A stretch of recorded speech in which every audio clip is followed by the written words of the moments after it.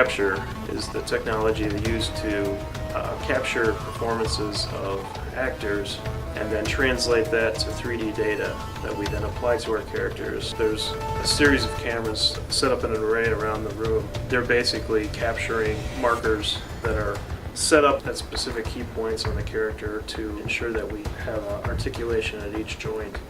That data is captured with infrared cameras that reflect back the information to the cameras, and then that data is triangulated.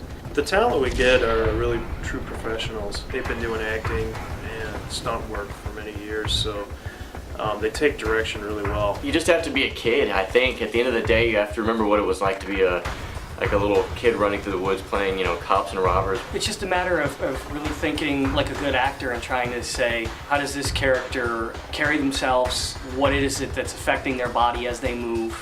And just trying to visualize yourself in a different set of bones and a different skin. Forgetting what you look like, I think, is one of the greatest challenges that any actor for motion capture has, because basically they're just using your skeleton or your joints, and they're superimposing another character that probably looks nothing like you whatsoever. But I think once you see what the character looks like with your movements, that's a really big step for any motion capture actor to just realize that it's not you at all. So basically I give them an insight into the character that they're performing, give them a little background, who the character is, what the character means to the game. And a lot of times we just let talent perform impromptu and kind of freestyle a little bit. So we give them a lot of creative input on how they want to play the character. If I'm lucky, I know kind of what the game is about, what kind of characters I'm looking at before I go into the shoot. And honestly, I sit down and play a lot of video games the night before to try to get just a reference point of what it would be like to actually swing at these things. Motion capture is basically a tool for the animators to kind of push the limits of the animation. It gives us the fidelity, we get the subtleties of the motion.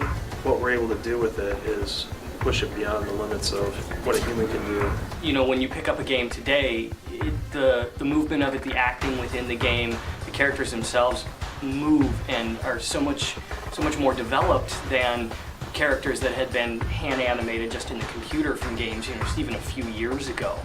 And I think today's gamers really expect to see that next level of real performance. You hear criticism on both sides. You hear, oh, now the performances aren't real performances because it's somebody else's skin on the screen or whatever. I think that the challenges are even tougher for the actor now. Getting an authentic, real performance to play through a digital skin, I think takes a lot of skill and a lot of thinking about your technique and making sure that you're giving an honest, authentic performance.